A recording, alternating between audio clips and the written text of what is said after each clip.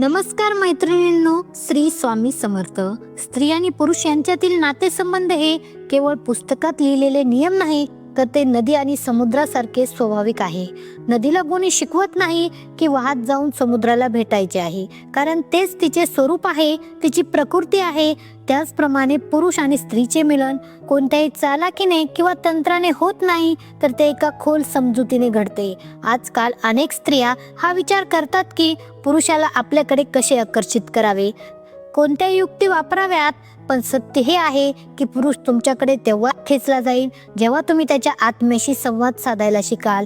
शरीराशी नाही, चेहऱ्याशी नाही, शब्दांशी नाही, तर थेट आत्म्याशी. आणि आत्म्यापर्यंत पोहोचण्यासाठी काही खोल गोष्टी समजून घ्याव्या लागतात.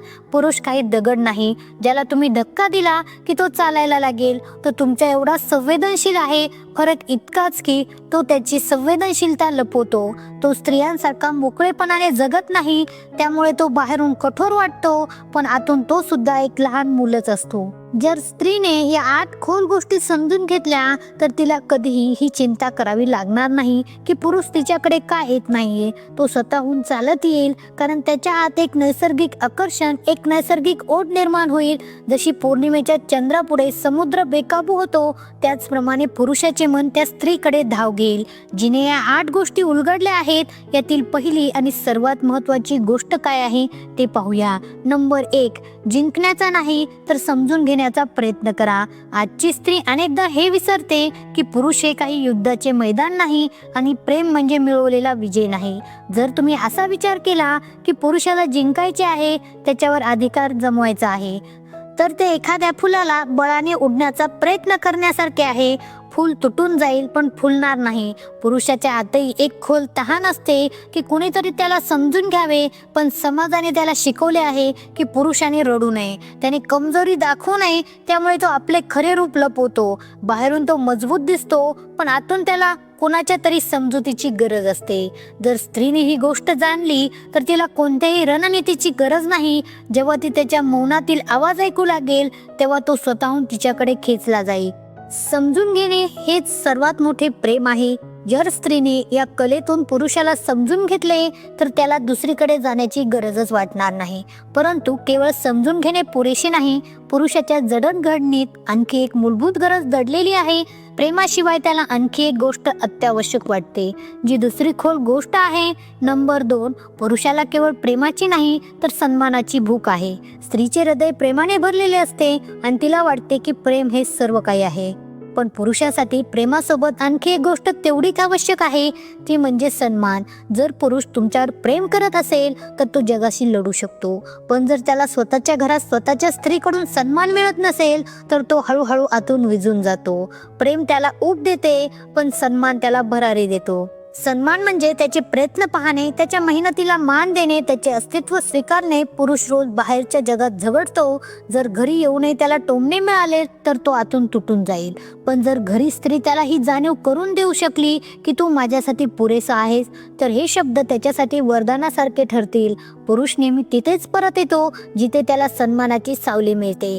सन्मानासोबतच पुरुषाच्या आत्म्याचा आणखी एक महत्त्वाचा भाग आहे, ज्याला अनेकदा दुर्लक्ष केले जाते. ती आहे त्याची स्वातंत्र्य आणि मोकळ्या जगाची इच्छा.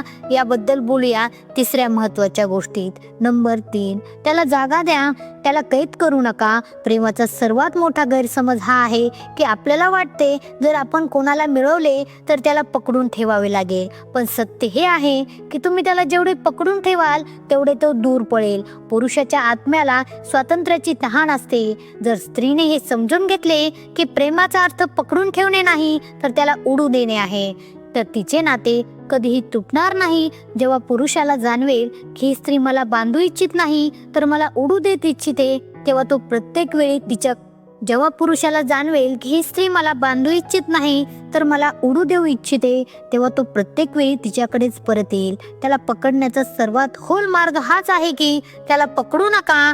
जेव्हा तो थकून परत येईल, तेव्हा त्याला त्याच हाताची आठवण येईल ज्यांनी मला कधी कैद केले नाही. या स्वातंत्र्यासोबतच पुरुषाचे आकर्षण केवळ बाह्य रूपापुरते मर्यादित नाही. त्याला खऱ्या अर्थाने टिकून ठेवणारी गोष्ट म्हणजे आत्मिक जोडणी. याच विचारावर आधारित आहे आपली चौथी खोल गोष्ट.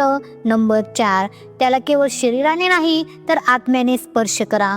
अनेक स्त्रिया हे विसरतात की सुंदरता केवळ चेहरा नाही आणि आकर्षण केवळ शरीर नाही, हे तर सुरुवात आहे. पण पुरुष नेहमी त्या स्त्रीकडे खेचला जातो जी त्याच्या आत्म्याला स्पर्श करू शकेल. पुरुषाला बाह्य सौंदर्य थोड्या वेळासाठी आकर्षित करू शकते, पण आत्म्याचे सौंदर्य त्याला कायमस्वरूपी बांधून ठेवते. आत्म्याचे सौंदर्य तेव्हा येते जेव्हा स्त्री आतून शांत असते. जर तुम्ही त्याला केवळ रूपाने आकर्षित कराल तर तो काही काळ येईल आणि निघून जाईल, पण जर तुम्ही त्याच्या आत्म्याला स्पर्श केला, त्याच्या खोल इच्छांना समजून घेतले, त्याच्या भीतीला जवळ केले, त्याच्या शांततेला ऐकले, तर तो कधीही दूर जाणार नाही. हा आत्म्याचा स्पर्श कोणत्याही शारीरिक स्पर्शापेक्षा अधिक खोल आहे. जेव्हा स्त्री ही गोष्ट समजून घेते तेव्हा ती केवळ त्याची प्रियशी राहत नाही, तर ती त्याचे घर बनते. घरासारखे बनण्यासाठी आत्म्याशी संवाद साधण्यासाठी एक मूलभूत गोष्ट आवश्यक आहे आणि ती म्हणजे संवाद. पण हा संवाद बोलण्यापेक्षा ऐकण्यात अधिक खोल असतो, जी आहे आपली पाचवी महत्वाची गोष्ट. नंबर 5, त्याला ऐकायला शिका. केवळ बोलणे नाही. बहुतेक नात्यामध्ये एक मोठा गैरसमज असतो की आपण आपल्या मनातील सर्व गोष्टी सांगितल्या तर नाते अधिक घट्ट होईल, पण प्रेमाची खोली सांगण्यात नाही तर ऐकण्यात आहे. पुरुष बाहेरच्या जगात सतत आवाजाने वेढलेला असतो, पण जेव्हा तो आपल्या स्त्रीकडे परततो तेव्हा त्याच्या हृदयाची सर्वात मोठी इच्छा ही असते की कुणीतरी त्याला मध्ये न टोकता, कोणताही निर्णय न घेता फक्त ऐकावे. स्त्रीने ही कला शिकली की ऐकणे ही सर्वात मोठी भेट आहे, तर ती पुरुषाच्या आत्म्यात उतरते.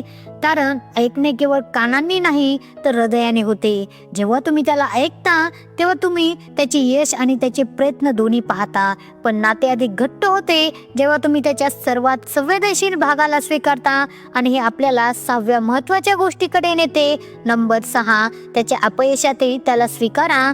जेव्हा सर्व काही चांगले चाललेले असते तेव्हा प्रेम सोपे असते, पण प्रेमाची खरी परीक्षा तेव्हा होते जेव्हा सर्व काही कोसळत असते. पुरुष अनेकदा बाहेरच्या जगात आपल्या यशातून आपली ओळख बनवतो. जर तो अयशस्वी झाला तर त्याला वाटते की त्याचे अस्तित्वच कमजोर झाले आहे. अशा वेळी जर स्त्रीनेही त्याला टोमणे दिले तर पुरुष आतून तुटून जातो. पण त्याच वेळी जर स्त्रीने ही बोलू शकली की तुझे अपयश म्हणजे तू नाहीस, तू त्याहून खूप मोठा आहेस, तर ते त्याच्यासाठी संजीवनी ठरते. त्याला सर्वात मोठे आकर्षण हेच जाणवते की कोणीतरी त्याला त्याच्या कमजोरपणासकट स्वीकारत आहे. जेव्हा तो हरून सगळ्यांसमोर कोसळतो तेव्हा स्त्रीचा हात त्याचा आधार बनू शकतो. नात्यातला आधार आणि बळ देण्यासाठी केवळ गंभीर बाबी आणि जबाबदाऱ्या लक्ष केंद्रित करणे पुरेसे नाही. नात्यात हलकेपणा आणि आनंद असणे आवश्यक आहे.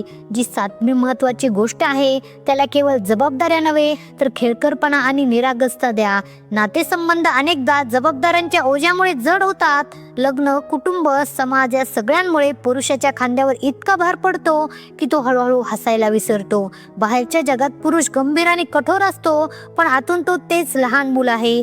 जर स्त्री त्याला फक्त जबाबदाऱ्या देईल तर तो हळूहळू थकून जाईल, पण जर ती स्त्री त्याला खेळण्याची जागा देईल, त्याला हलक्या फुलक्या क्षणाची चव देईल, तर तो तिच्याकडेच परत येईल. प्रेम केवळ गांभीर्याचे नाव नाही, प्रेम म्हणजे खेळ आहे, हास्य आहे. जेव्हा स्त्री आपल्या पुरुषासोबत मजा करते तेव्हा तो पुरुष आपल्या आत लपलेल्या मुलाला पुन्हा जागू लागतो. आणि या सगळ्याचा कळस म्हणजे शेवटची 8वी गोष्ट, जिथे त्याला देव न मानता माणूस म्हणून प्रेम करणे हेच नात्याचे सर्वात मोठे सौंदर्य आहे. नंबर 8, त्याची देवासमान पूजा न करता माणसासारखे प्रेम करा. स्त्रिया अनेकदा 2 चुका करतात. एक तर त्या पुरुषाला टोमणे आणि टीकेतून खूप खाली पाडतात किंवा त्याला देवाप्रमाणे पूजायला लागतात. पण दोन्ही ठिकाणी नाते असंतुलित होते. त्याला ना वर चढवायचे आहे ना खाली पाडायचे आहे. त्याला फक्त माणसाप्रमाणे प्रेम करायचे आहे. माणसाप्रमाणे प्रेम करणे म्हणजे त्याच्या कमजोरपणाला स्वीकारणे, त्याच्या चांगल्या गोष्टीचा आनंद घेणे आणि त्याला आहे तसा पाहणे. हे संतुलन सर्वात कठीण आहे, पण हे सर्वात खोल प्रेम आहे.